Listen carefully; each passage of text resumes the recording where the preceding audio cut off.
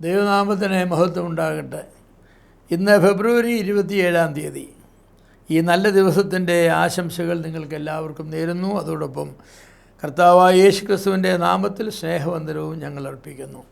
ഇന്ന് നമ്മുടെ ധ്യാനത്തിനായിട്ട് നാം തിരഞ്ഞെടുത്തിരിക്കുന്നത് പുറപ്പാട് പുസ്തകം 5-ാമത്തെ അധ്യായമാണ്. ദൈവത്തിൻ്റെ നിയോഗപ്രകാരം മോശയും അഹരോനും ഫറവോനെ ചെന്ന് കണ്ടു. തൻ്റെ ജനത്തെ വിട്ടയക്കണമെന്ന് പറഞ്ഞു. ദൈവം അതാണ് പറഞ്ഞു, എൻ്റെ ജനത്തെ വിട്ടയക്കുക എന്ന് പറഞ്ഞു. ആ സന്ദേശം മോശ അഹരോനോട് പറഞ്ഞു. അഹരോൻ അത് ഫറവോനോട് പറഞ്ഞു, എൻ്റെ ജനത്തെ വിട്ടയക്കുക. ഞങ്ങൾക്ക് യഹോവ പ്രത്യക്ഷനായി ഞങ്ങൾക്ക് വ്യക്തമായ നിർദ്ദേശം നൽകിയിട്ടുണ്ട്, ഇസ്രായേൽ ജനത്തെ വിട്ടയക്കണം എന്നുള്ളത്. പക്ഷേ ഫറവോൻ്റെ പ്രതികരണം ഒരു അഹന്തയുടെ പ്രതികരണമായിരുന്നു.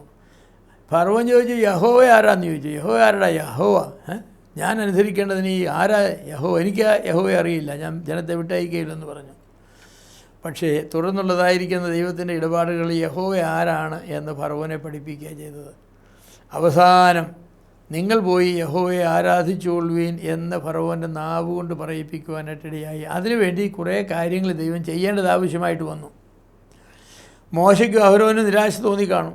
കാരണം എന്താണ്? അവർ വിചാരിച്ചത് അവരങ്ങോട്ട് ചെന്ന് ഫറവോനോട് യഹോവ ഞങ്ങൾക്ക് പ്രത്യക്ഷനായിരിക്കുന്നു, ജനത്തെ വിട്ടയക്കണമെന്ന് പറയുമ്പോൾ എന്നാലാകട്ടെ ജനത്തെയും കൊണ്ട് കൂട്ടിക്കൊണ്ട് പോകുക എന്ന് പറയുമെന്നാണ്. അങ്ങനെയൊക്കെ അവർ വിചാരിച്ചതെന്നറിയില്ല.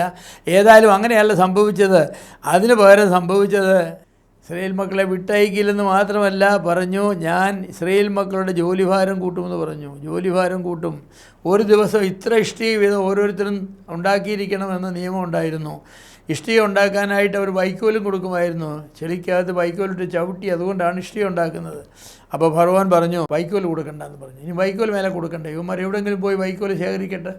എന്നിട്ട് പക്ഷേ ഇഷ്ടികയുടെ നമ്പർ തുക തുകയ്ക്കാൻ പാടില്ല, കുറയ്ക്കാൻ പാടില്ല. ഓരോ ദിവസവും പറഞ്ഞിട്ടുള്ള നിർദ്ദിഷ്ട സംഖ്യ തന്നെ കൊടുക്കണമെന്ന് പറയും. ഇസ്രായേൽ മക്കൾ വലിയ ബന്ധപ്പാടിലായി. കാരണം അത് ഓടി നടന്ന് വൈക്കോൽ ശേഖരിക്കണം, പിന്നെ വന്നിട്ട് ഇഷ്ടിക ഉണ്ടാക്കി ഇഷ്ടികയുടെ നമ്പർ തികയ്ക്കുകയും വേണം.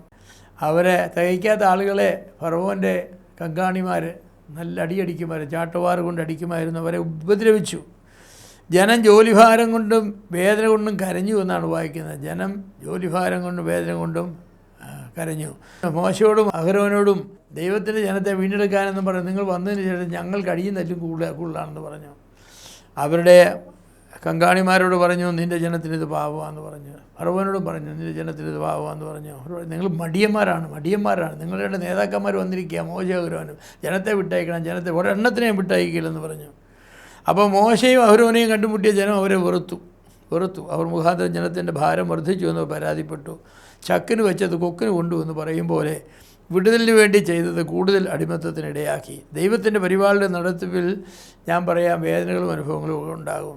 ദൈവം നമ്മോടൊരു കാര്യം ചെയ്യാനായിട്ട് പറഞ്ഞാൽ അത് എല്ലായ്പ്പോഴും സുഖമായി നടന്നു എന്നൊന്നും വരികയില്ല. നാം ആഗ്രഹിക്കുന്ന പോലെ സുഖകരമായി കാര്യങ്ങൾ മുന്നോട്ട് പോയെന്ന് വരികയില്ല.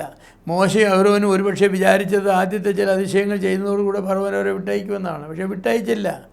ഫറവോൻ്റെ ഹൃദയം കഠിനമാക്കുകയാണ് ചെയ്തത്. മോശയ്ക്കും അഹരോനും സങ്കടം തോന്നി.